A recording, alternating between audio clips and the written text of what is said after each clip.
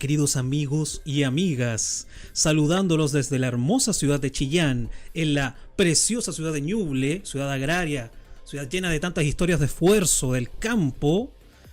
Acá está su amigo Nico Reyes Borges con una nueva entrega de Futuro Alternativo TV. El día de hoy tenemos a nuestro querido profesor Eduardo Artés, quien fue ampliamente solicitado, sobre todo por los más jóvenes del canal, aunque ustedes no lo crean, específicamente acá en YouTube y en Instagram.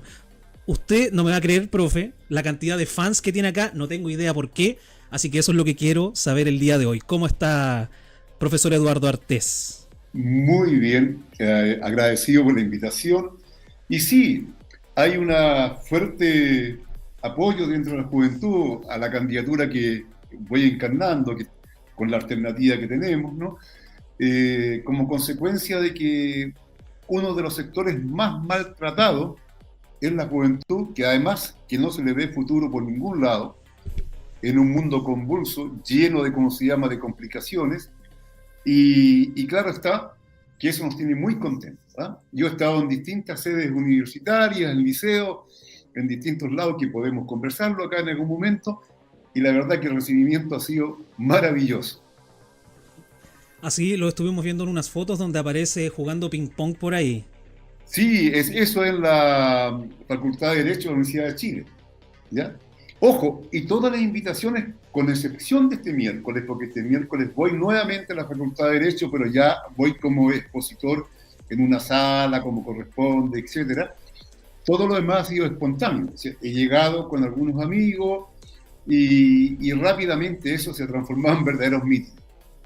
Genial, genial. Eso demuestra que la juventud por lo menos tiene esperanza en algo, porque con el resto de la política por lo menos no se les ve muy motivados, debo decirlo.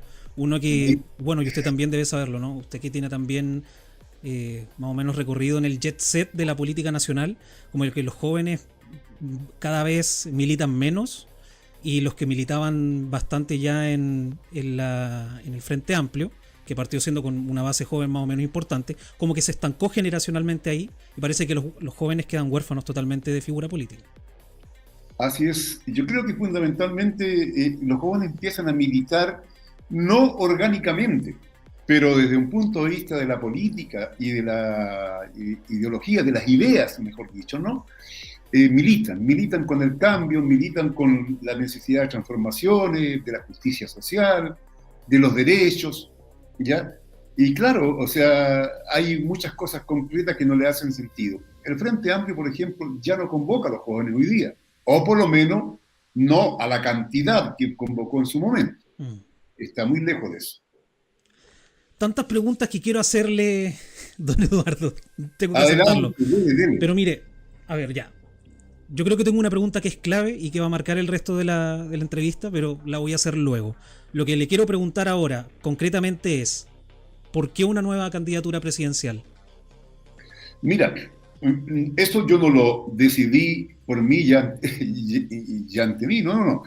Simplemente en la organización política que yo estoy, que es el Partido Comunista de Acción Proletaria PCAP, luego vino la corriente de estudiantes populares CEP, de Frente Mujeres por la Refundación de Chile, ya el colectivo Dignidad Obrera, dirigentes sindicales, sociales, luego vino el colectivo Profesionales por el Socialismo, etcétera, quienes plantearon la necesidad de que tuviéramos una candidatura realmente de izquierda.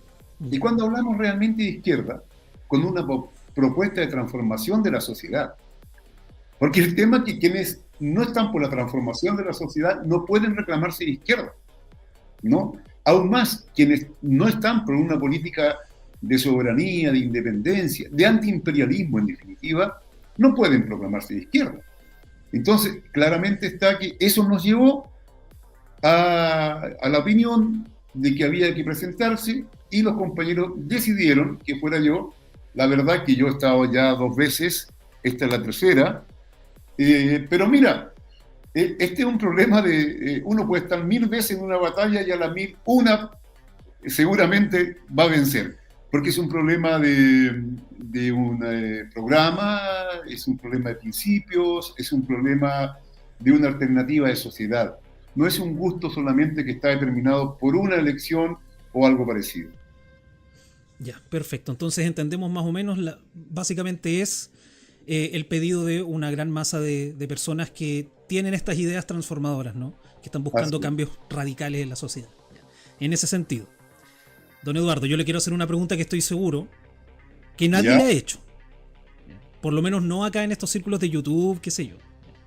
¿Por qué? ¿Qué sucede? Yo le voy a contar un poquito por si usted no sabe. Bueno, yo creo que sabe, pero no importa, igual le voy a decir. Pasa que acá YouTube lo monopoliza más o menos lo que se llama la fachósfera, que es algo así como el mundo de los youtubers, ¿ya? No tienden a ser mucho de izquierda en la plataforma, sino que tienden a ser de derecha. Y sucede que yo estoy seguro que muchos de los que están viendo el live el día de hoy han escuchado a otros youtubers, incluso personas especializadas en temas de inteligencia estratégica y tantas otras cosas rimbombantes y cuestiones raras, ciencias políticas, etc. Han escuchado que se sitúa al PCAP como un grupo muy importante dentro de lo que fue la insurrección del 2019 en octubre. Entonces yo, don Eduardo Artés, en exclusiva aquí, yo le quiero preguntar directamente a usted, ¿ya? Y sin ningún filtro, por favor, don Eduardo, sin ningún filtro, ¿cuál fue el real peso que tuvo el PCAP en la insurrección del 2019? ¿Cuál fue el modus operandi que tuvo? ¿Cuál fue el protagonismo que tuvo realmente? Porque de verdad, yo le digo, en serio, por si usted no lo sabía, pero hay gente que básicamente los tilda a ustedes como si fuesen el demonio, como que ustedes básicamente organizaron esta cuestión desde las sombras, ¿ya? Y todo lo que vino posteriormente. Cuéntenos, por favor, usted de primera mano, ¿qué fue lo que hizo el PCAP y usted en esa época? Sí, inclusive han habido algunos medios de la prensa hegemónica que nos han dicho eso, ¿ya? La verdad que nosotros, y eso no había que ser brujo, veíamos venir esto, ¿no? Como algunos decían, no lo vi venir. No, esto venía, porque la acumulación de contradicciones, de problemas, insatisfacciones, ¿ya? Iba en aumento. Y tenía que reventar de alguna manera. Ahora, en medio de ese alzamiento o levantamiento popular, nosotros participamos, y Kenaura participó activamente, ¿ya? Buscando darle una conducción. Desgraciadamente fracasamos en darle la conducción. Ya. Porque si nosotros hubiéramos tomado la conducción, no tenga ninguna duda que al menos hubiéramos instalado un gobierno provisional, habría salido Piñera del gobierno, no habría existido eso del acuerdo por la paz, que firmaron todo, incluso el actual presidente, ¿no? Que en definitiva marcó el fin del levantamiento o el estallido, como le llaman algunos, ¿ya? Desgraciadamente, esa gran movilización popular, nacional, no tuvo una dirección. Si lo hubiera tenido, hubiéramos tenido una auténtica asamblea constituyente, que no la tuvimos, ojo, en ninguno de los dos. En el último ya fue un escándalo, pero ni siquiera en el primero, ¿no? Porque la convención tuvo limitantes evidentes, no era una asamblea constituyente, ¿ya? Además, una asamblea constituyente la entendíamos nosotros como un momento en que las organizaciones sociales se hicieran presentes en forma soberana, ¿no? Y con capacidad de revocar incluso a los electos constituyentes y cambiarlos si no cumplían, incluso con un debate en las bases sociales. O sea, lo que entendíamos nosotros por la Asamblea Constituyente nunca existió. Ya. Así que no, nosotros sí, trabajamos harto y influimos en algunas medidas. Inclusive, fíjate que a veces influimos para evitar que el desastre que se venía encima sirviera como justificación para la represión. En muchos lugares nosotros logramos que canalizar la rebeldía y la lucha no solamente a la destrucción de tal o cual cosa, porque había rabia, sino que canalizarla desde un punto de vista político, ¿ya? Y esto no significaba tampoco, y lo voy a decir así claramente, decirle a la gente, mire, si a usted le pegan o es agredida por las fuerzas policiales, usted ponga la otra mejilla. Por ningún motivo, jamás habríamos dicho eso y yo no diría nunca eso. El pueblo tiene derecho a defenderse con todo lo que tenga en la mano. Así de sencillo y concreto. Pero nos jugamos a la revolución. ¿Ya? Quien habla, y nosotros somos revolucionarios. No andamos jugando ni dándonos un gustito. Desgraciadamente, no tuvimos la capacidad de darle una dirección. Porque si así hubiese sido, ya aquellos que hacen algunas bromas en ese sentido, quizás no la estarían haciendo.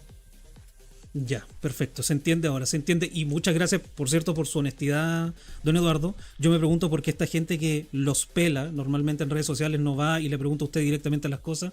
Es de esas cuestiones que uno no se las sabe concebir a sí mismo, pero bueno, son cosas de la vida. Ya, entonces, en esa misma línea, don Eduardo, ¿hay alguna contradicción entonces entre la lucha armada y la vía pacífica o reformista? Mira, las transformaciones sociales tienen distintos momentos, fases o etapas. La ciencia social indica que es imposible pasar de un estado social a otro sin una revolución. Así de simple. Eso no es cosa de la voluntad o el deseo de Eduardo Artés o de tal o cual persona. No. Esa es una ley de las transformaciones. No se pudo pasar de la sociedad esclavista a la feudal sin levantamientos. No se pudo pasar de la sociedad feudal a la sociedad burguesa sin la Revolución Francesa. Claro. Y los procesos de independencia, inclusive en América Latina, no fueron solamente con pétalos de rosa. Aquí hay muchos que le hacen homenaje a Manuel Rodríguez, le hacen homenaje a Bernardo Higgins, le hacen homenaje a los hermanos Carrera, en fin, etcétera. Está muy bien, todo bien, pero eso es porque había que liberarse de un yugo opresor, de algo que impedía pasar a otro momento de carácter social, a una república, ¿no es cierto? Y para pasar a la república hubo que tomar las armas. Y eso no es algo de la maldad del individuo. Está determinado de la necesidad de resalto. ¿Por qué? Porque quienes están arriba no van a, por su propia voluntad, y en eso Carlos Marx era muy claro, abandonar ese escenario. Ni van a decir, mire, usted tiene la razón, de verdad, es necesario un nuevo momento y yo me retiro del escenario de la historia. No, aquí hubo un golpe militar en 1973 y antiguamente se hizo toda la contrarrevolución contra Balmaceda, etcétera, etcétera. Por donde tú le veas, cualquier cosa que sea a cambio es resistido. Como es natural, si no es porque sean buenos ni malos. No, ¿no? Las clases dominantes se resisten, ¿no?, a dejar sus privilegios. Ahora, no es que uno esté sediento y esté buscando el enfrentamiento y lo hagan una caricatura de eso, para nada. Pero eso es la ciencia social. O sea, al final eso es lo que te dice el rumbo de la historia, por así decirlo. ¿Sí? O sea, no hay otra forma viable, según lo que usted nos dice, de hacer cambio social real sin revolución de por medio. Pero mira, la independencia de la India. La independencia de la India, ¿acaso no fue como consecuencia de grandes levantamientos, de luchas armadas increíbles, insurrecciones? ¿No? La salida de Pinochet de la moneda, ¿fue consecuencia de qué? ¿De un acuerdo democrático, de una buena onda, o de las grandes jornadas de protesta popular que llevó por medio una cantidad de personas asesinadas, torturadas, quemadas vivas, ya, de enfrentamiento desigual, pero el pueblo enfrentó esa dictadura? Y para impedir, ¿no es cierto?, que esto pasara a un nuevo nivel, vino la transaca, ¿no es cierto?, y se llegó a esta llamada democracia con todas las limitaciones había y por haber que esta tiene. ¿Ya?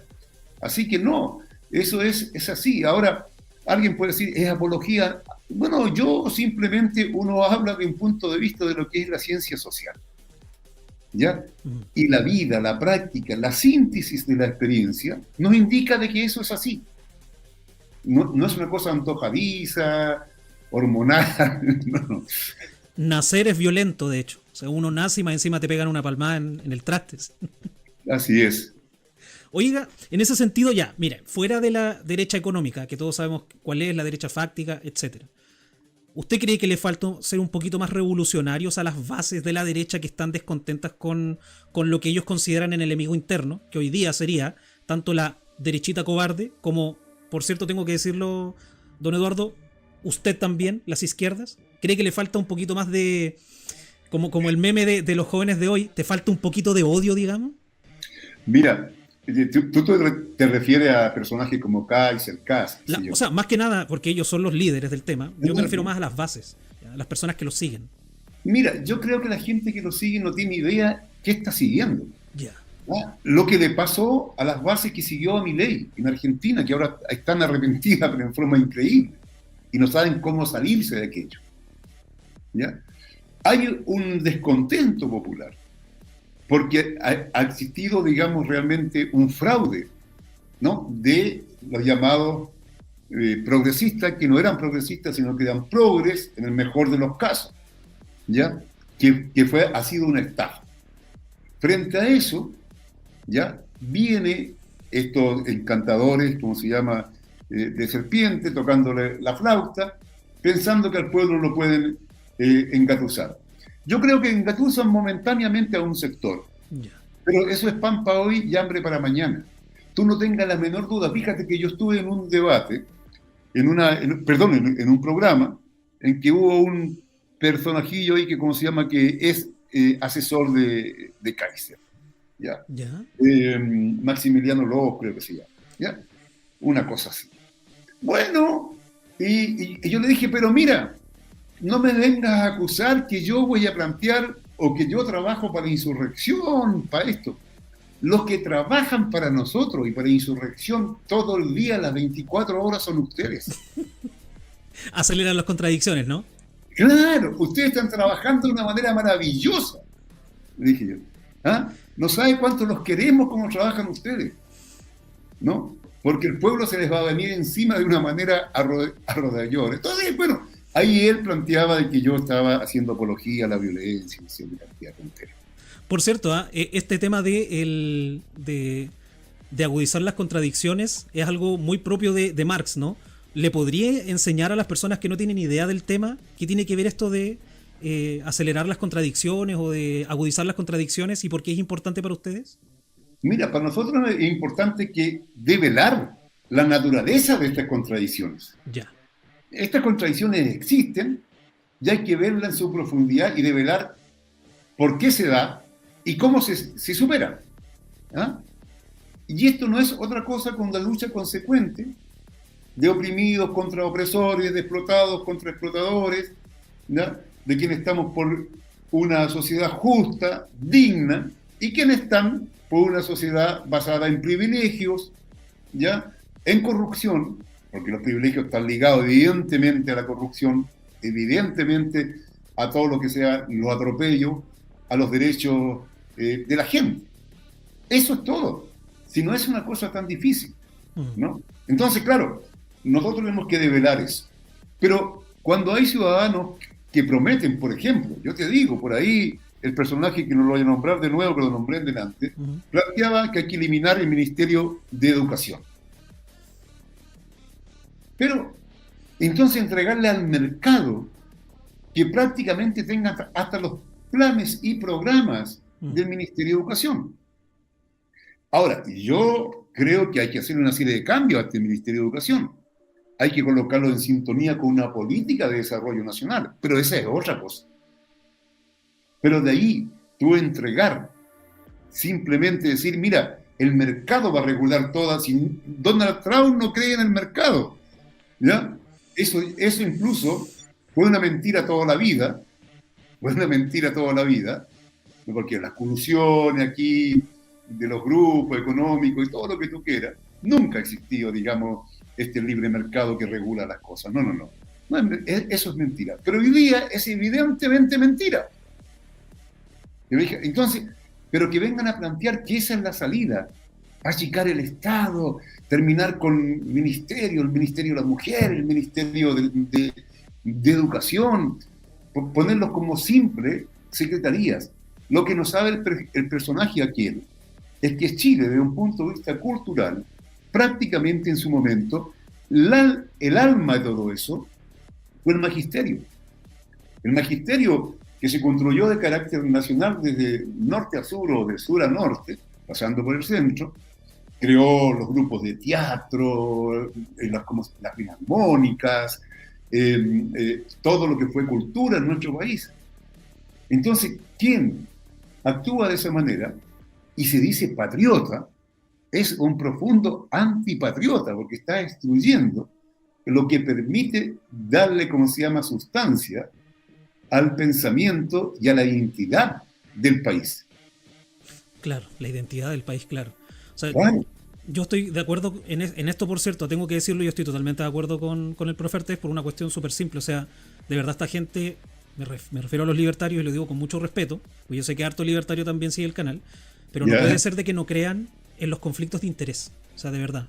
No puede ser de que no crean que si se elimina un ministerio tan importante como el Ministerio de Educación, después no va a llegar un grupo de interés específico, que puede ser de que sea de esa ideología totalmente contraria a ti, que va a terminar monopolizando todo el mercado del educativo y por tanto va a formar y configurar seres humanos. O sea, por favor. Y además que hay un elemento que es el siguiente. Si uno se declara patriota, hasta nacionalista si tú quieres, y simplemente dejas a la intemperie lo que es la cultura nacional, lo que es la identidad nacional, eres pasto fácil de cualquier potencia imperialista, porque al fin y al cabo no vas a tener ningún elemento cultural, identitario, ideológico que te permita enfrentar aquello. Fíjate que la revolución iraní, por ejemplo, los iraníes, en un momento determinado, cuando derrotaron al Shah de Irán, fue porque el Shah de Irán trató de introducir todas las formas occidentales de vida. Y fue la propia población que se le vino encima. ¿Ya?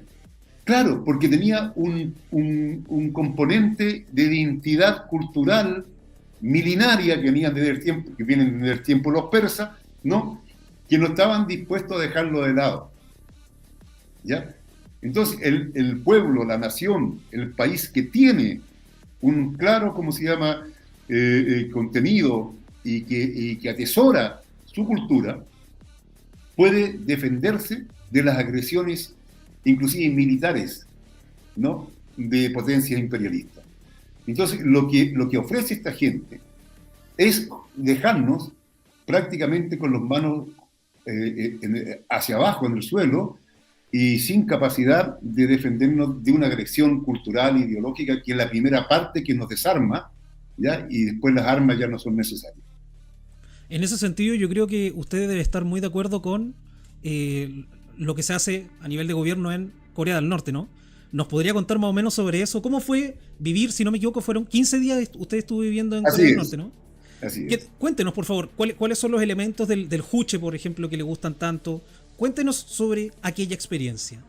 Mira, yo considero que la gente de izquierda, los comunistas, en este caso porque yo soy comunista, ¿ah?, tenemos principios generales. Estos principios generales se aplican a realidades diversas, entonces toman expresiones diversas. Ya. Lo primero que quiero señalar, que ni en pesadilla los compañeros de la República Popular Democrática de Corea me iban a decir: usted tiene que copiar lo que aquí existe en su país. Ni yo tampoco lo iba a aceptar, porque eso es mecanicismo puro. No tomar en cuenta que debemos resolver los problemas concretos planteados de acuerdo a las realidades de cada uno. Ya. ¿Ya? E incluso en nuestro propio país, si usted va del norte al sur o del sur al norte, van a haber expresiones distintas desde un punto de vista de la idiosincrasia, la cultura, el tipo de producción, ¿ya? En fin, esas son cuestiones muy concretas. Ellos han resuelto una serie de problemas, prueba evidente que han sobrevivido a lo que fue la caída del muro de Berlín, a lo que fue en la práctica la caída de gran parte de los países socialistas. Y no solamente eso, sino que parándose frente a la principal potencia hegemónica, única, en un momento determinado, que era el imperialismo norteamericano. Y ellos te dicen claramente: mire, nosotros amamos la paz como el que más, pero para poder existir tenemos que armarnos hasta los dientes. Nosotros no quisiéramos hacer esto, pero lo hacemos porque si no, no existimos. La experiencia que han tenido todos los países, Irak, Libia, Siria, por el lado que tú mires, ha sido que al no tener fuerza suficiente para defenderse, tú tienes que ponerte de rodillas y hasta ahí llegó tu vida. Bueno, esa es la realidad. Ellos tienen además un buen pasar. Por ejemplo, hace poquito nosotros discutíamos el tema de las jubilaciones en Chile. Allá las mujeres jubilan a los 50 años y los hombres a los 55. Y las jubilaciones son de acuerdo a su sueldo. ¿Ya? Y allá las diferencias de sueldo son mínimas entre uno y otro. Y es normal que un parlamentario gane menos que un campesino. Aquí es todo lo contrario. Te fijas, porque es un honor servir. Aquí se sirve, que es distinto, ¿no? De las necesidades de la gente. O sea, la concepción que allá existe es otra cosa. Ahora, ellos tienen una forma de ser y de vivir porque están en estado de guerra. Ellos solamente tienen un armisticio con Estados Unidos. La guerra no ha finalizado. Y es con Estados Unidos, porque en realidad la parte sur es un apéndice de Estados Unidos. Esa es la realidad objetiva.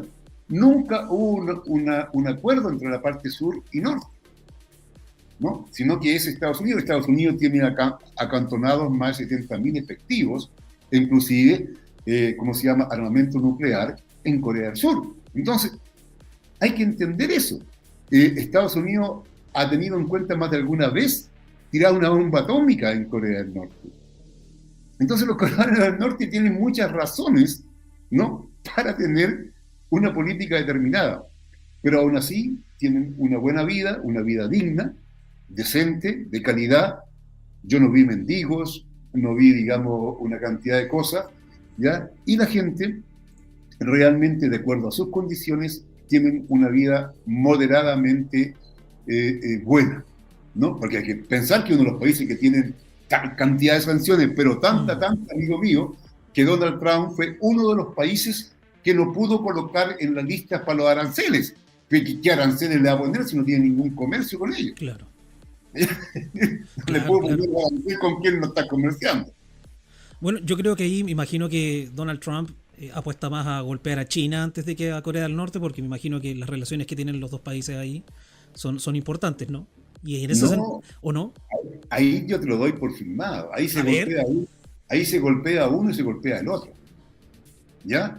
Y tenga la seguridad absoluta Estados Unidos que si pretende, como se llama, montarle una provocación a través de un separatismo de Taiwán en relación a la República Popular China, la República Popular Democrática de Corea lo ha dicho, por lo más lo ha manifestado públicamente. ¿Por qué es esto?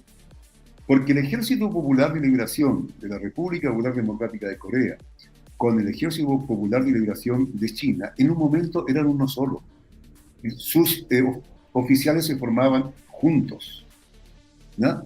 Incluso en la gran guerra contra Estados Unidos, los voluntarios chinos fueron a morir, ¿no?, en Corea para expulsar a los gringos, y uno de ellos fue incluso el hijo de Mao Zedong.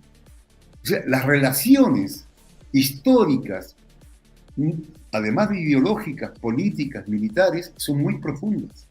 O sea, que nadie saque cuentas alegres, ahí es otra cosa. Hablando de China, don Eduardo, ¿qué opinión le merece China actualmente? ¿Es realmente comunista? ¿Cómo va la cosa por ahí? ¿Usted cree que más o menos va a lograr quitarle la hegemonía del poder mundial a Estados Unidos? China no es comunista, no existe ningún país comunista. ¿Ya? Lo que existen son países que construyen una sociedad intermedia entre capitalismo y comunismo que se llama socialismo. Y el socialismo, como dije al principio, toma características propias de acuerdo a dónde se está realizando. Por lo tanto, la forma que obtiene en China, en Vietnam, en Laos, ¿ya?, o en la República Popular Democrática de Corea es distinta. En lo central hay ejes ordenadores. Por ejemplo, la República Popular China. Ellos han aplicado una política que es de desarrollar las fuerzas productivas al máximo nivel porque entienden que no puede haber socialismo repartiendo la pobreza. Solamente al desarrollar las fuerzas productivas, tú llegas a un momento determinado que el propio desarrollo de esta te va a llevar a una sociedad de carácter socialista, en tanto exista el Partido Comunista como dirección. Y aquí voy. Hoy día todas las empresas en China, todas, inclusive extranjeras, tienen en su directorio a un contable, o sea, a un gente encargada de las contabilidades, puesto por el Partido Comunista y que solamente obedece al Partido Comunista para impedir todo tipo de fraudes, ¿no?, a lo que es, digamos, al Estado chino. Entonces, además ellos tienen todavía en China, y esto es bueno que lo sepa todo el mundo, los planes quinquenales. Sí. Ellos planifican la economía. Es verdad que existe una economía de mercado en alguna medida, sí, pero la orientan. No es como Chile, que en Chile no orientamos nada, ¿no? Hoy día tenemos, por ejemplo, barbaridades tan grandes que el 70% de lo que consumimos para vivir, para comer, viene de afuera, desde las carnes hasta el trigo, ¿ya? Exponiéndonos a situaciones muy complejas en la actual realidad de casi Tercera Guerra Mundial. Ojo, ese es un problema que para nosotros es muy grave porque la seguridad alimentaria es principal. China hoy día, por ejemplo, no tiene problema con Estados Unidos. Estados Unidos le puede poner los aranceles que quiera. Xi Jinping ya les dijo, bueno, ahora pongan lo que quieran, total, como ya a esta altura ya no se puede comprar ni vender con ustedes. Chao. Y se centra en su consumo y comercio interno y se centra en los países de Asia, África y parte de América Latina. Incluso Europa. Andaba hoy día o ayer, no me acuerdo, pero el presidente, ¿cómo se llama?, de España, ¿no?, en Pekín. ¿Ya? Bueno, eso habla que indiscutiblemente los chinos han alcanzado un nivel tal de desarrollo usando una cosa que es muy simple. Mira, el gran dirigente soviético José Stalin escribió un libro que se llama Los problemas económicos en la URSS antes de morir, poco antes, como un año antes. Y él explicaba que tú no puedes sustituir con leyes que saque el Soviet Supremo las leyes propias del desenvolvimiento del mercado y que tienes que superarlo a través de un proceso determinado. Yeah.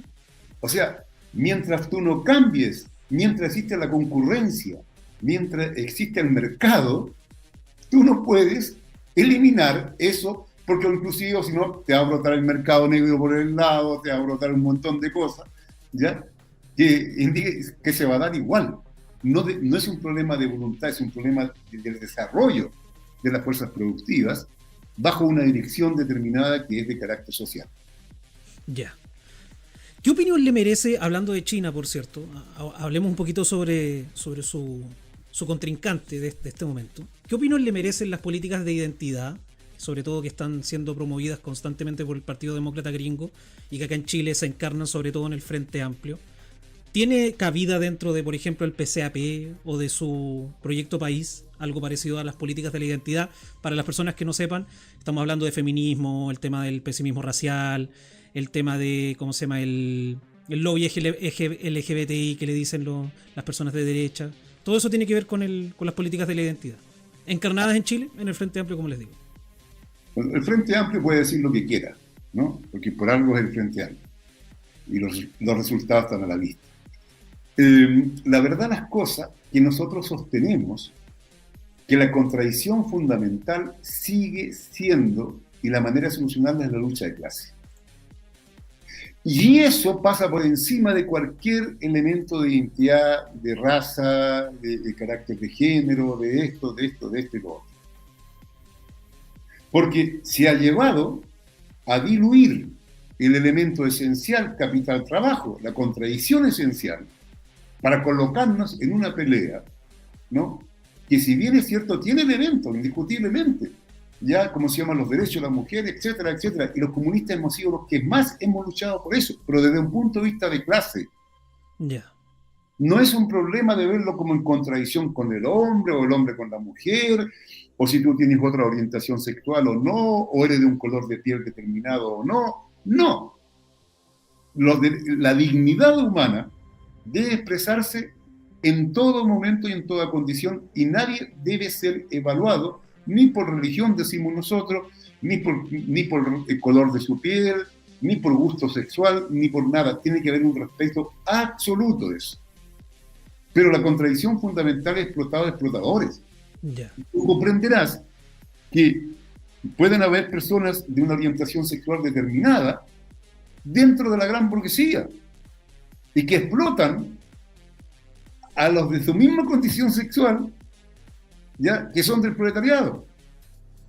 Hay mujeres fascistas como la Margaret Thatcher, para decir una de afuera, para que nadie se sienta mal acá en Chile, ¿ya? Que tiene una actitud determinada y es mujer. O la Golda Meir en la entidad sionista en Israel. O sea, lo que tú quieras, ¿no? Esto está determinado por un problema que es esencial. Mientras no resolvamos la contradicción de explotados y explotadores, que es la fundamental, lo otro son elementos de diversión, ¿cómo se llama?, de fragmentación. Ya.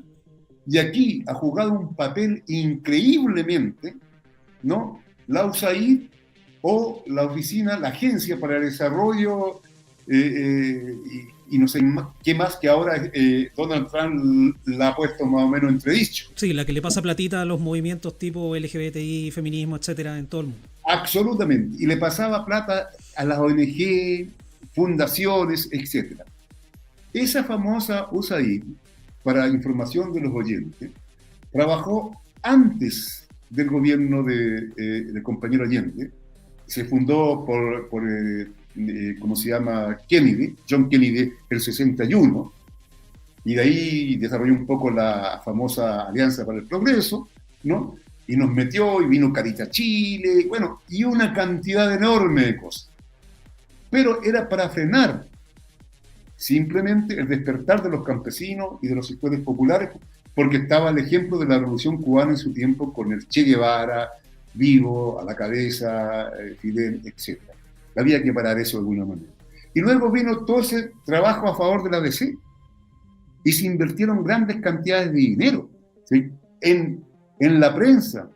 Aquí, una vez instalado el gobierno popular, se financió a una cantidad de periodistas, hasta el Mercurio, eso está desclasificado, no lo digo yo, vean, ¿no? Recibieron dinero directamente a través de fundaciones. La CIA actuó a través de la USAID y lo hizo. Y enseguida, cuando había que sacar a Pinochet para el lado, ¿qué hicieron? Pero si lo sacamos para el lado puede haber un gobierno de izquierda, un gobierno popular, y se instale un gobierno parecido a Cuba. Eso hay que impedir. ¿Y cómo lo trataron de impedir? Y lo lograron. Trajeron una gran cantidad de ONG y fundaciones que dio trabajo, empleo, ¿no?, y que fue ganando y cooptando una cantidad de dirigentes sociales, hasta de buena calidad, pero que tenían que vivir, y empezaron a hablar de algo que es así como, es que todo, tanto sufre el que tortura como el torturado, ¿ya? La paz por encima de todo, somos todos hermanos, somos esto, lo otro, y apaciguar cualquier posibilidad, ¿no es cierto?, de que se hiciera justicia y se aplicara lo que nosotros decíamos en un momento determinado, ni perdón ni olvido, porque los crímenes cometidos por la dictadura, el hambre que llevó la dictadura al pueblo fue feroz. Entonces, trabajó para que cambiara, sin que cambiara lo esencial, cambiaran las formas, y el modelo neoliberal siguiera en pie, como ha seguido hasta el día de hoy. O sea, en ese sentido, entonces, el Frente Amplio básicamente es contrincante de usted. Absolutamente. El Frente Amplio es un enemigo, por decirlo así, claramente lo digo así, con esas palabras fuertes, ¿no?, del cambio social. Estos pavimentan el camino al fascismo. Pero mire usted cómo ha caminado la derecha gracias a toda esta gente. No han sido capaces ni siquiera apoyarse una vez en la organización social.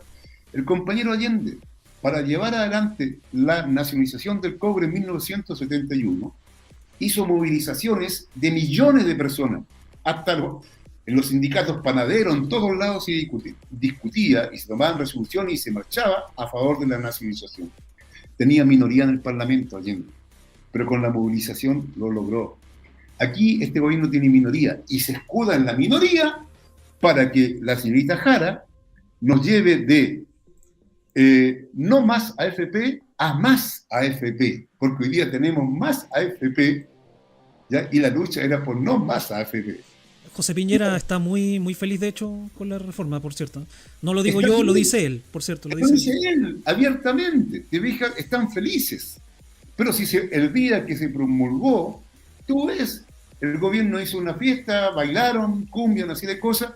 Renovación Nacional también hizo una fiesta paralela, aparte, hicieron una completada, felices por la promulgación de esta llamada reforma que favoreció indiscutiblemente a la AFP. Entonces, mira, recién hay un fraude electoral hoy día en Ecuador contra Luisa González. ¿Qué hace Boris? Inmediatamente, tempranito, yo creo sin siquiera lavarse los ojos, ¿no? Escribe un Twitter donde da felicitaciones a Noboa, ¿ya? Por su reelección, porque se fortalece la democracia en Ecuador, pero qué carajo, cuando lo que hizo Noboa, y todo el mundo debiera saberlo, un día antes creó estado de sitio, puso al país en estado de sitio, cerró locales electorales y los cambió de ubicación, la gente no supo dónde ir, ¿ya? Los militares con las caras pintadas estaban paraditos con sus ametralladoras gigantes al ladito de la mesa de votación. Crearon un pánico en la gente. Más de 15.000 ecuatorianos que viven en Venezuela no pudieron votar, porque era un voto para Luisa González. ¿Ah? Y parte de los que viven en Europa también. Y entonces, frente a ese fraude, él va y felicita al gringo, porque en realidad Noboa nació en Miami, ¿ya? No es ni siquiera, bueno, es de padre, qué sé yo, no sé qué, un reo ahí, ¿ya? Pero él es de ahí, piensa en gringo, actúa en gringo y obedece a los gringos. Entonces bueno, y tenemos nosotros que acá Boric tenía como amigo personal prácticamente a Zelensky, que no es cosa menor, a un nazi. Entonces, ¿cómo podemos tener nosotros algún grado de cercanía con esa gente, pero ni en pesadilla? Y eso incluye, me imagino, y es que lo quiero dejar, por eso he preguntado, es la tercera vez que pregunto, para que se entienda, sobre todo para las personas que nos están viendo que son de derecha en este momento. Usted no tiene nada que ver con las políticas de la identidad, nada de nada. No, porque la identidad, si se ve como un elemento en sí, fracciona lo esencial.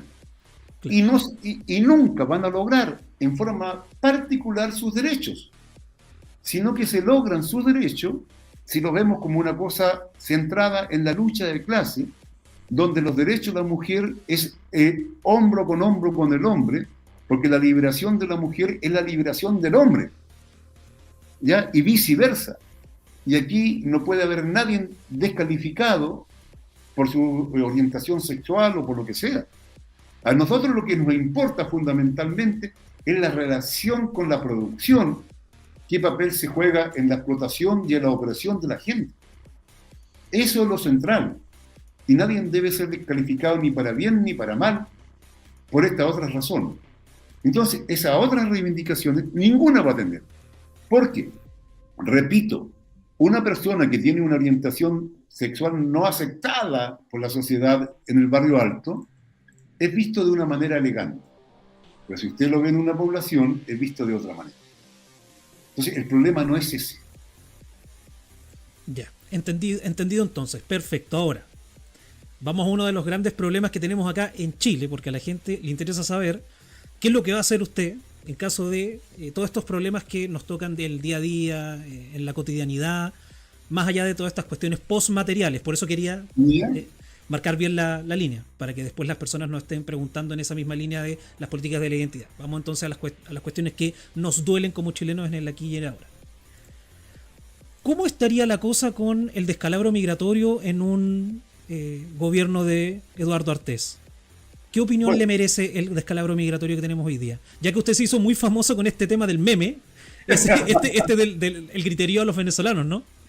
Sí. Estás en Chile y no tienes ningún derecho. O sea, Claro, porque, mira, lo voy a contar. Eso fue, estábamos frente a la Embajada de Venezuela y llegó una mujer ahí venezolana, provocadora, con un equipo de guardaespaldas. Y empezó a gritar y a insultar y viva Chichichi, Lelele, Piñera, Pinochet, y a los comunistas los vamos a hacer de nuevo otra vez. No sé, una cantidad de barbaridad. Gritó, gritó, gritó, hasta que llegó un momento que, ¿cómo se llama? Hubo ahí una cosa bastante fuerte y decía que ella estaba muerta de hambre, que estaba muerta de hambre. Y la verdad es que no mostraba, ¿cómo se llama?, rasgos de tener hambre, muy bien vestida al mismo tiempo, etcétera, etcétera. Bueno, yo ahí hubo una reacción. Megavisión, como editan todo, por cierto, dejaron ese pedacito, lo cual se hizo viral. Y claro que les dije que no tenían ningún derecho, porque ellos no estaban, querían echarnos de la calle. Y esa es una calle que está en Santiago, en Chile, nosotros como chilenos, no los queríamos echar a ellos de ahí, pero indiscutiblemente ellos no tenían ningún derecho a echarnos a nosotros. O sea, ¿qué derecho podían tener echarlo a nosotros de la calle? Nosotros no lo estábamos echando de ahí, ojo. No fue en ningún caso que le dije, sí, sale de aquí cuando ya se nos vienen encima y que querían echarnos. Claro. O sea, entonces, el que tenía que salirse, en cualquier caso, podían sido ellos y no nosotros, aunque no era el elemento que estaba planteado. Bueno, se dio eso, ¿ya? Pero vamos al tema de las emigraciones, en fin. Para nosotros, en primer lugar, para mí, lo importante es que las contradicciones que se tengan en cualquier país se resuelvan en el país. Personalmente, yo salí varias veces del país, en tiempo de la dictadura, clandestinamente incluso, y entré clandestinamente, ¿ya?, en labores políticas, por cierto, contra la dictadura. Y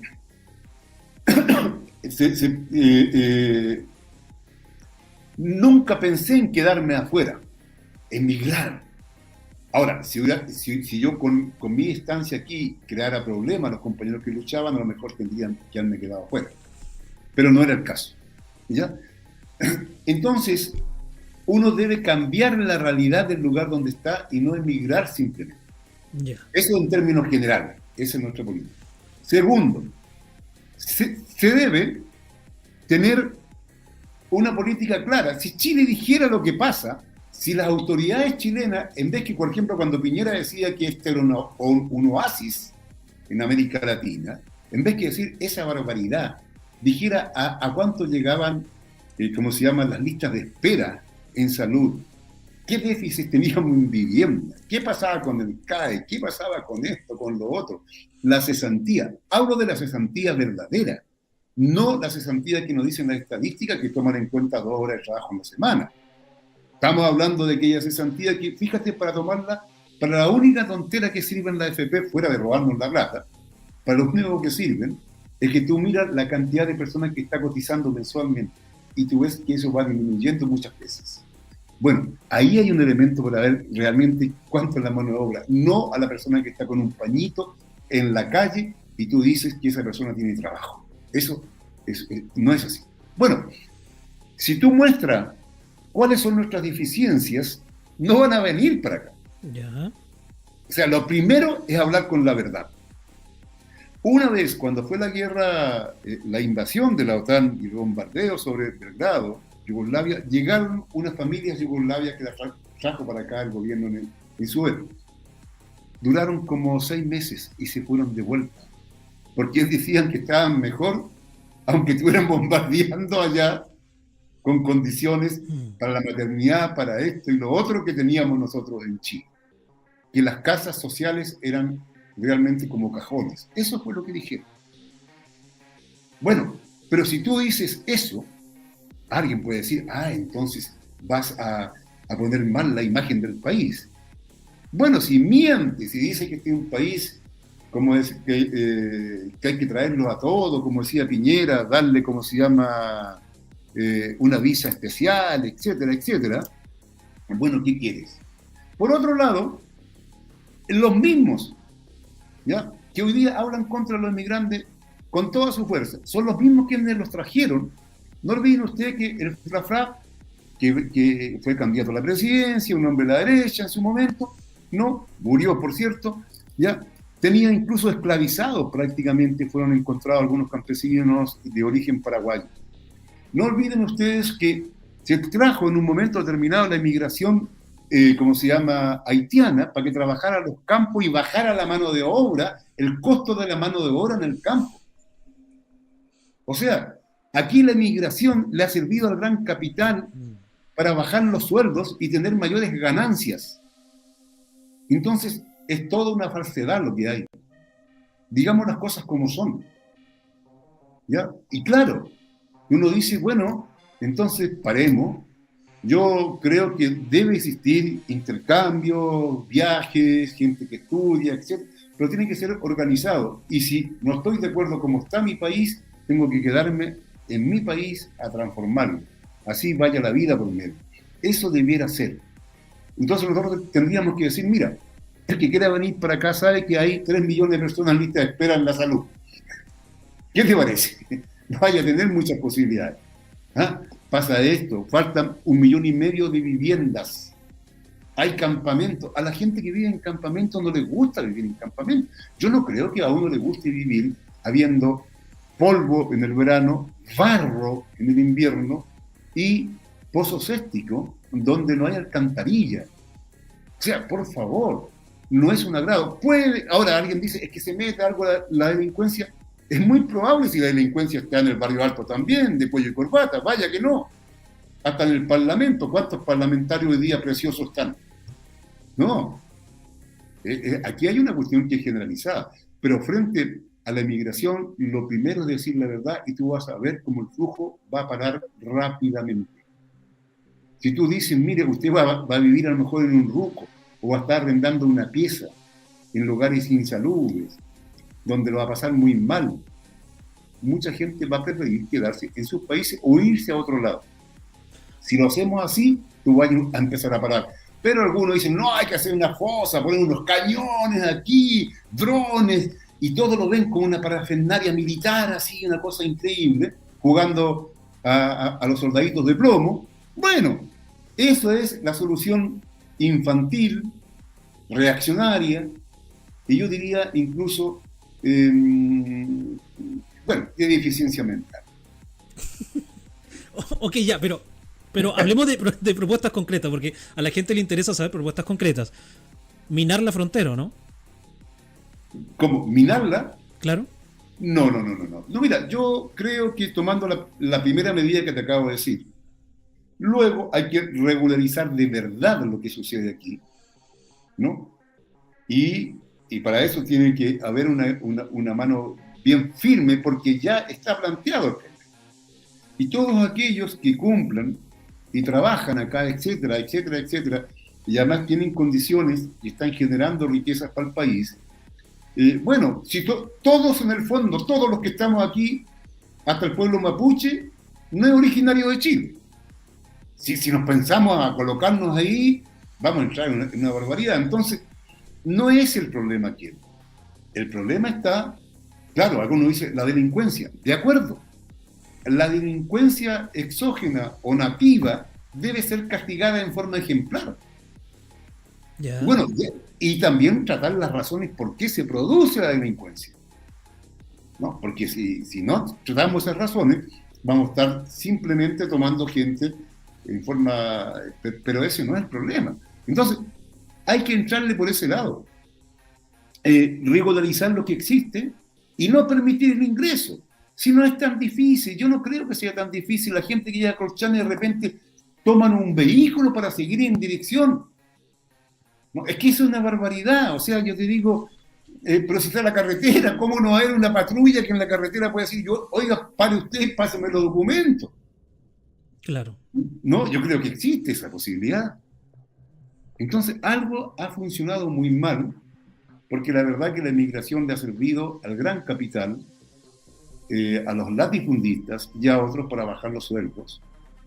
Al mismo tiempo ha producido una inseguridad, que la inseguridad, ¿a quién le sirve? Los estados fallidos, estimados auditores, le sirven a los gringos. Los gringos quieren que nuestros países no tengan estados firmes, claros, progresistas, verdaderamente progresistas, que vayan a traer el progreso de sus países y sus pueblos, sino que fallidos, porque así pueden robarnos el cobre, el litio, metiendo el dedo en la boca, hacer lo que quieran con nosotros, ¿ya? Y la delincuencia, aquí en América Latina, el narcotráfico ha jugado el papel que juega, por ejemplo, ISIS y otros grupos terroristas, ya en lo que significa Asia Occidental, mal conocida como el Medio Oriente.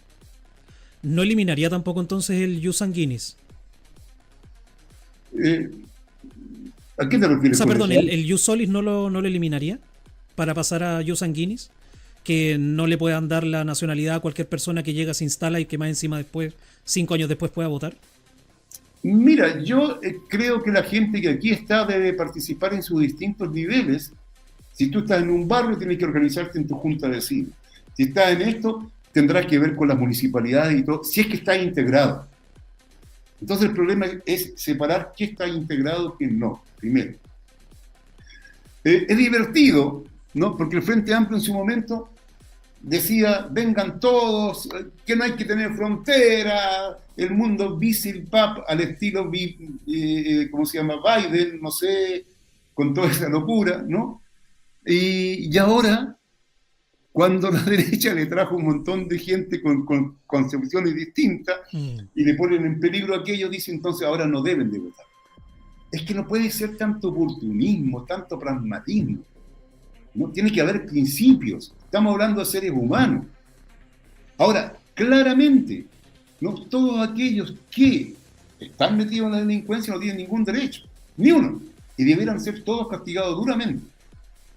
No al estilo Bukele, porque ese no es asesino, ¿ya? Eso es claro, ¿no? Bukele, ustedes saben perfectamente que es lo horroroso que tenemos en América Latina, que arriende su país, sus cárceles, para tener gente que no tiene juicio en el país del norte, en Estados Unidos, y tenerla ahí en pésimas condiciones. Ni Hitler llegó tan lejos. O sea, ese es un temazo. Ni Hitler llegó tan lejos, porque, bueno, por último los mataban en Alemania. No es una barbaridad. ¿No? Esto es gravísimo lo que está sucediendo. ¿Cómo se combate entonces la criminalidad y sobre todo las bandas criminales como el Tren de Aragua? Bueno, yo lo primero que te digo que aquí se destruyó la organización social. Porque si tú tienes organización social, vas a tener un autocontrol en alguna medida. Y si a eso tú unes una policía como la planteamos nosotros, ligada a la organización social, no cuartelaria y que vaya a castigar a la organización social y que vaya a castigar a la gente, sino que actúe con ellos, de acuerdo a la demanda de ellos, vas a ver que vas a empezar a solucionar muchísimos problemas. La gente en las poblaciones, para que tú sepas, está cansada de esta situación, de la droga, en fin, etc. Porque indiscutiblemente la droga destruye la organización social, destruye los sindicatos, destruye las juntas de vecinos, los clubes deportivos, todo lo hace, lo pulveriza, porque cada uno quiere rascarse con su propia uña en un rincón por ahí y creer que metiéndose una cantidad de veneno en el cuerpo está ¿cómo se llama?, solucionando todas sus aflicciones, sus dolores y problemas mentales y sociales y de todo tipo. No es así. Entonces, lo primero es la organización social.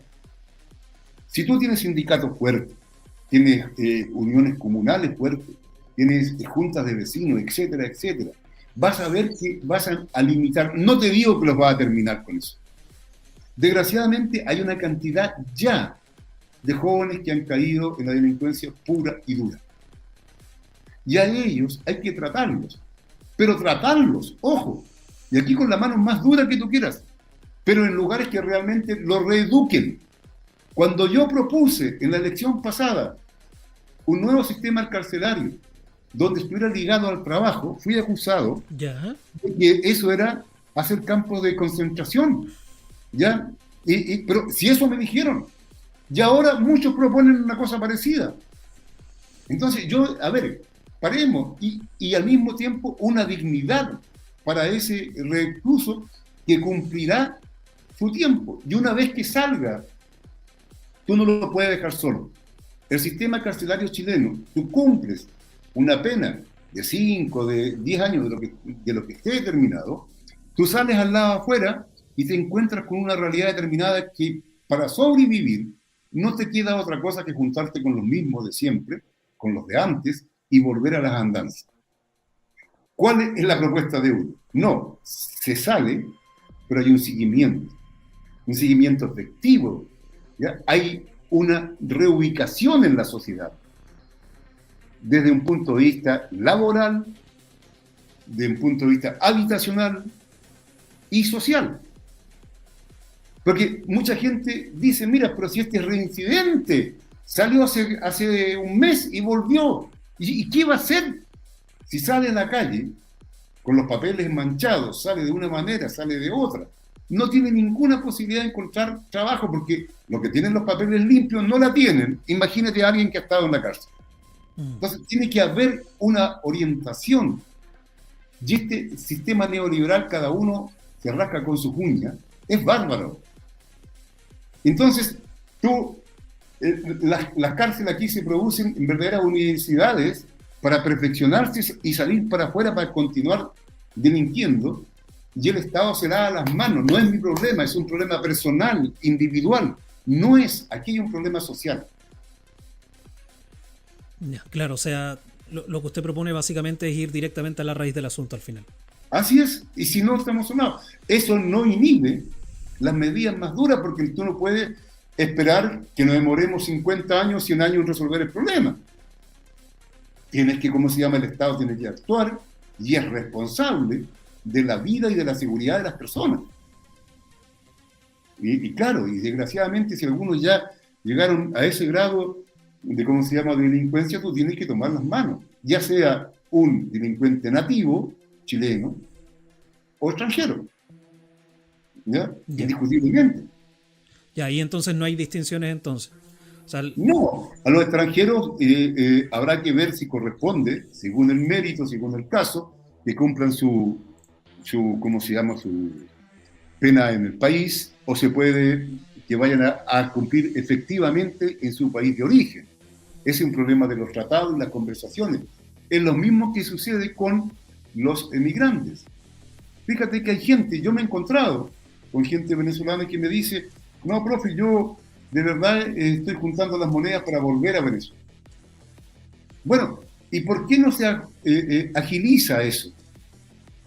Por ejemplo, antiguamente, yo me recuerdo, llegaban en la misión retorno que tenía Nicolás Maduro, llegaban, ¿cómo se llama?, aviones, por lo menos 2 en la semana, o no me recuerdo bien, que se llevaban gratuitamente. No eran todos los que querían volver, pero se iban esos aviones con la operación retorno. Entonces ahora, como estamos en una situación compleja, pero al menos en ese ámbito se debería de conversar y facilitar, ¿no?, el retorno de los que quieran retornar. Es que hay una cosa de entenderlo así, y la gente estaría de acuerdo, porque le haces un bien a quien retorna, ¿no?, y al mismo tiempo va solucionando problemas acá, que algunos dicen, mira, tenemos una cesantía muy grande, tenemos esto, lo otro, y también hay que sacar algunas cosas que son fantasías. Se dice que los extranjeros obtienen todos los beneficios, mientras tanto que los chilenos no lo obtienen. Eso no es tan así. Eso no es así, y yo creo que hay que tener cuidado con esas afirmaciones. Y cuando se dice, por ejemplo, por ahí hay algunos diputados que han llegado a decir que los hijos de extranjeros nacidos en Chile no debieran tener derechos a educación y a salud, a no ser que sean casos graves, es que eso ya es demencial. Los niños, sean digamos, nacidos, aunque sean martes, son niños. Y una sociedad siempre es calificada como trata a sus ancianos y como trata a los niños que están en el lugar. Ya, se entiende el punto, don Eduardo. Para ir terminando, de hecho me quedan un montón de preguntas y además quedaron preguntas de la comunidad, así que acá de YouTube, así que queda mucho, pero tampoco quiero abusar de su tiempo. Vamos a una de las preguntas de hecho que hizo don Alonso, que es acá miembro del canal. ¿Cómo se lleva a cabo entonces materialmente la refundación de Chile, como dice usted? La refundación de Chile debe basarse, como la entendemos nosotros, en colocar en el centro al trabajador, al productor, y en torno a él, ¿no? Y, como se llama, organizar la sociedad. No en torno al especulador, no en torno al superexplotador. Esto, que parece palabras muy generales, uno puede entenderlo en la medida, digamos, de que realmente el Estado debe tener una política de dirección. Por ejemplo, ¿Ya? vas tú al campo, ustedes están en Chillán, ¿no? Y alguien dice, mira, estas tierras que yo tengo aquí, las voy a dejar sin producir durante 3 años o 4 años porque me da la gana. Entonces, nosotros le vamos a decir, mire, esas tierras están desde antes que apareciera su apellido, están ahí. Usted no puede tener Y por último, este es un país que todos sus recursos, así como decía Bernardo Higgins, con Sañarto en el Acta de la Independencia, que toda la hacienda, es decir, todo el dinero, todo lo que uno tiene debe estar a disposición de la nación. Entonces, le vamos a decir, no, usted va a tener que producir, y tiene que producir incluso en esta dirección. No es que yo vaya a producir arándanos, porque me gustan los arándanos. Sí, son muy ricos, pero necesitamos trigo.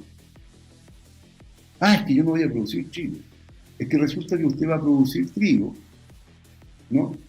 Porque esa es la función social que tiene que tener esa tierra. Y si no tiene la ganancia suficiente para vivir, el Estado va a subvencionar eso. Ya. Con las ganancias que va a producir, por ejemplo, la riqueza del cobre, del litio, en manos del Estado. Porque hay áreas que pueden tener, digamos, no grandes réditos económicos, y otras que tienen grandes réditos económicos. Y tú tienes que balancear allí, pero tienes que ir hacia una política en que el país se autosostenga y en gran medida incluso pueda, como se llama, reemplazar la importación de muchos, no solamente alimentos, sino que una cantidad enorme de cosas para el bienestar y la felicidad de nuestro pueblo. Y aquí no se trata de quitarle la tierra a este ni al otro, no se trata de nacionalizar cualquier cosa. Ya. Solamente los grandes negocios, por ejemplo, cuando se mete ese cuco, se va a nacionalizar el almacén de la esquina, pero por favor, quizás la cadena Jumbo, pero no me vengan a mí con el almacén de la esquina. ¿Usted entonces estaría a favor de, digamos, algo así como nacionalizar Jumbo, por ejemplo? Y claro, y Falabella también, porque Falabella y Jumbo, por ejemplo, se ha instalado en otros países, ¿no? A partir de la usura y de los sobreprecios que han vendido aquí en Chile, y tú lo ves hoy día en Colombia, lo ves en Perú, un montón de cosas. Qué bueno, en empresas chilenas. Pero, a ver, ¿quién enriqueció a esa empresa? ¿Quién le dio los fondos para que se instalen y vaya a explotar a otra gente? Fuimos nosotros. Entonces, claro, tú, incluso el tema de ¿cómo se llama?, de la exportación de capitales, hay que tratarlo de otra manera, ¿no? Si aquí tú produces, deben ser invertidos en Chile, o que sirvan para el desarrollo de Chile, que puedes vivir muy bien, a lo mejor puedes tener hasta un yate si es necesario, pero no es una cuestión que ande de acuerdo al capricho personal, porque ni siquiera Donald Trump cree en eso. Don Eduardo, de verdad que estoy muy, pero muy agradecido de que haya contestado nuestros llamados, nuestros correos electrónicos, porque de verdad que había mucha gente acá, gente joven, y por eso le decía que a mí me parecía muy atípico todo esto, porque la gente joven lo estaba pidiendo mucho, tanto en el Instagram como acá en el canal de YouTube. De hecho, ahí usted tiene que agradecerle a varios de los chicos que están en este momento en los comentarios acá, porque de verdad que hicieron la pega de convencerme de traerlo para acá. Porque ¿para qué le voy a contar? O sea, en este momento en el chat hay gente que quiere básicamente colgarme en la plaza pública porque yo lo traje a usted a conversar acá. Pero yo sinceramente, yo creo de que la gente tiene que dar sus puntos de vista y después, bueno, el resto verá si es que siguen a alguien o si es que no lo siguen. Sí, es así de sencillo. Aún tenemos democracia en este país, supongo, yo creo. Que la gente no lo sienta así, bueno, ese es otro tema. Por favor, don Eduardo, palabras al cierre para que Bueno, lo vayamos despidiendo usted. lo primero, agradecerle a ustedes y a todos quienes han tenido la paciencia de escuchar, compartiendo parte total o nada de lo que yo estoy diciendo. Y yo creo que el diálogo, el intercambio argumentado, ¿no? De puntos de vista es esencial. Es esencial. Aquí no hay problema si cada uno tiene su punto de vista, siempre y cuando uno tenga la capacidad de defenderlo sin agredir en forma personal. Estamos hablando de puntos de vista políticos y de la necesidad de un país determinado. Lo otro es señalar claramente que quienes estén de acuerdo con lo que yo he planteado, la necesidad de un nuevo país, o por lo menos patear la mesa frente a este duopolio que está hoy día, la vieja derecha y la nueva derecha, que se reparten las cosas en el país, ¿ya? Y que esta candidatura de quien habla esté en la papeleta, entonces también los invito, ¿no? A que mediante, entrando ahí donde dice patrocinios, CERVEL, ¿no? Comiencen todo ese proceso con su clave única y permitan que yo esté en la papeleta. Esto no los obliga a nada, ni les impide ni siquiera participar en las famosas primarias, o como se llamen, o militar en tal o cual partido posteriormente. Solamente hoy día la gente que es independiente puede hacerlo y no queda con ningún compromiso de ninguna cosa. Necesitamos que una voz como esta esté al menos para llevar el debate adelante. Nosotros sí tenemos una propuesta de país que en ningún caso es la caricatura que se va a socializar hasta el kiosco de la esquina, que le van a quitar las casas, que le van a comer las guaguas, que va a pasar esto y lo otro. No tiene nada que ver con eso. Suena fuerte lo que hablamos algunas veces, pero es que es necesario para los grandes males sociales que tenemos, soluciones también fuertes y radicales. Muchas gracias, don Eduardo. Entonces, lo tuvimos acá el día de hoy. Gracias a ustedes que lo pidieron y evidentemente que acá se escucha al pueblo, señoras y señores. Muchas gracias, don Eduardo. Corte nomás. Gracias, nos vemos, que estén muy bien. Nos vemos. Ahí le voy a estar conversando ahí en el WhatsApp para enviarle algunos links y toda la cosa. Correcto, chao, chao. Chao, chao.